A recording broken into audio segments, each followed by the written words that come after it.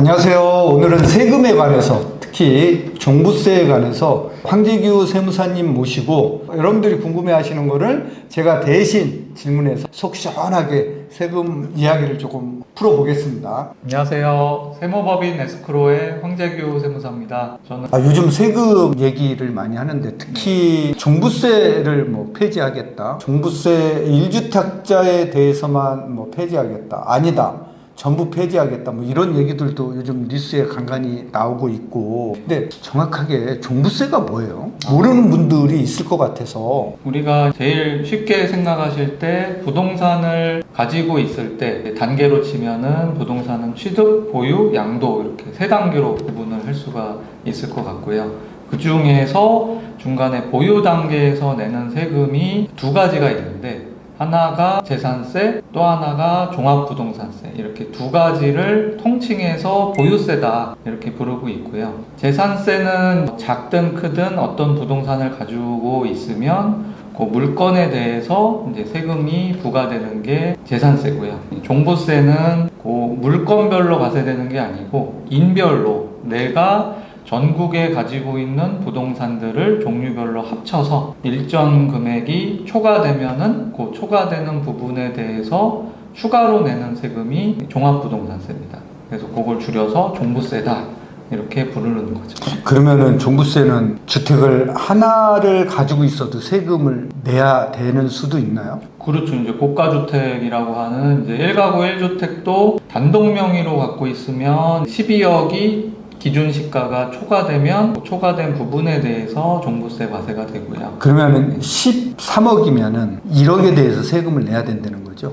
그렇죠. 미미하지만 네. 이제 부과가 되고, 만약에 공동 명의로 1주택을 가지고 있다 하면은 개인별로 각각 9억 원이 초과되는 부분에 대해서 종부세가 나오니까, 예를 들어 아까 말씀하신 13억짜리 공시지가 아파트 1주택을 부부가 5대5로 공동 명의로 갖고 있으면 각각 9억씩 합치면 18억까지는 종부세가 안 나온다 이거죠. 근데 소득이 실현되지 않는 대상에 대해서 세금을 매기는 게 이게 맞는 건가요? 그렇죠. 어떻게 보면은 이제 대표님 말씀대로 그렇게 생각하시는 분들이 많으실 거예요.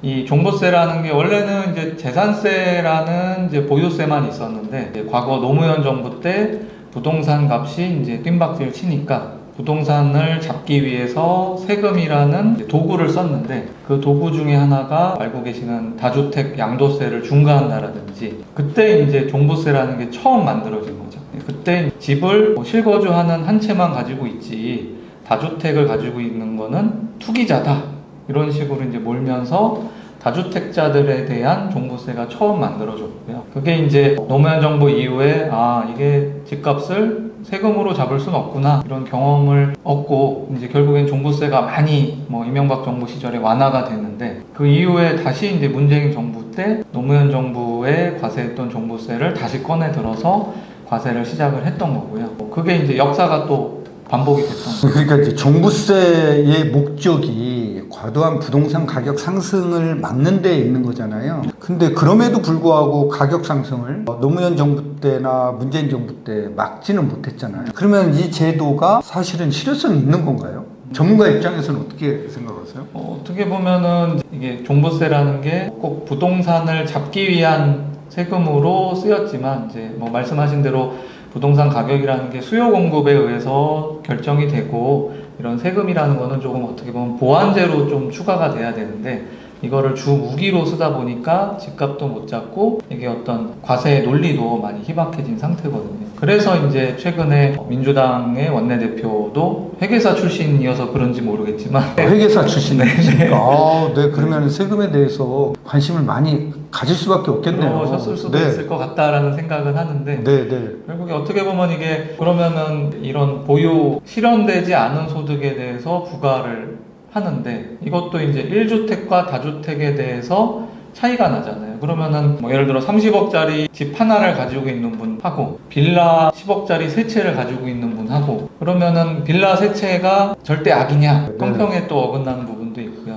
또 이게 무주택과 유주택도 그런 거죠. 1주택을 가지고 있어도 20억짜리 아파트를 하나 가지고 있는 사람하고 20억 현금이 있어서 전세 20억을 사는 분하고 집을 가지고 있는 분한테만 과세하는 게 이게 또 형평에 맞느냐, 네, 이런 형평성에 대해서 이견이 있다 보니까 최근에 민주당에서도 이런 뭐 1주택 실거주는 뭐 종부세를 폐지해야 되지 않느냐, 뭐 이런 이제 화두가 던져지고 있는 거 아닌가 싶습니다. 그러면은 이 종부세 네. 사실은 1주택만 폐지하는 게 이게 맞는 건지 아니면 종부세 자체를 폐지하는 게 맞는 건지 세무사님 어떻게 생각하십니까? 전문가 입장에서. 개인적으로는 뭐 이게 어떤 조세 정책이라든지 뭐 국세 전체 예산 측면에서는 다를 수 있지만 개인적으로는 예전에도 재산세 하나만 가지고도 세수를 끌어올 수가 있고 또 형평에 어긋나지 않게 과세를 할 수가 있거든요.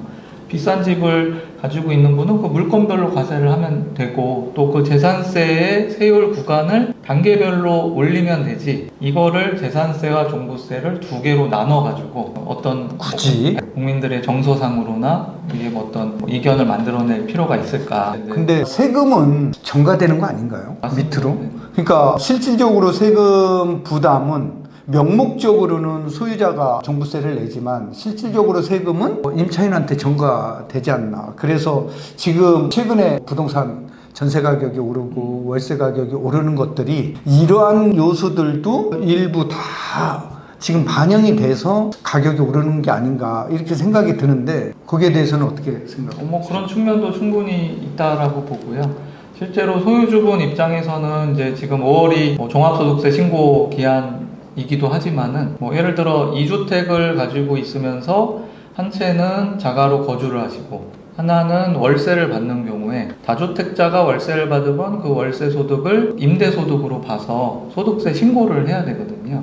근데 그 소득세 신고할 때도 소유자 입장에서는 월세를 매달 1,000만 원을 받는다. 그러면은 1년에 임대 수익이 1억 2천이잖아요. 네. 그 중에서 내가 종부세나 재산세로 700만 원을 냈다. 그러면은 이제 기장을 통해서 그걸 비용 처리해가지고 1,200 매출에서 700만 원 경비로 빼고 순소득은 500만 원에 대해서만 소득세를 낼 수가 있거든요. 네. 어떻게 보면은 실제로 월세 수익을 얻는 다주택자들이 뭐 종부세나 재산세를 내지만 그게 실제로 다 부담을 하는 게 아니고 소유주분들 입장에서는 그게 비용 처리가 돼서 실제 세부담은 그거보다 작아지고 어떻게 보면은 세입자분들은 그거에 대해서 전액 내니까 소유주분들의 세금이 세입자에게 전가됐다라는 부분도 일부분 세금 면에서 타당하다. 아무튼 종부세는 폐지 개인적인 의견일 수밖에 네. 없잖아요. 네. 세무사님이나 저나 개인적인 의견으로는 세무사님도 폐지하는 게 맞다. 저도 뭐 폐지하는 게 맞는 것 같아요. 그래서 종부세는 아무튼 논의가 좀 활발하게 돼서 사회적 합의를 거쳐서 폐지 수순을 밟는 게 좋지 않나. 세금이 임차인들한테 계속 전가되고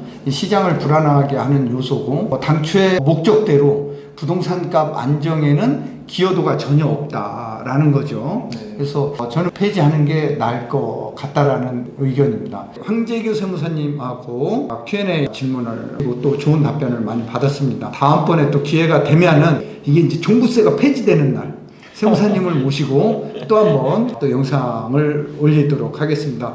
오늘 세무사님 나와주셔서 너무 감사하고요. 네, 수고하셨습니다. 감사합니다. 다음 영상에서 뵙겠습니다.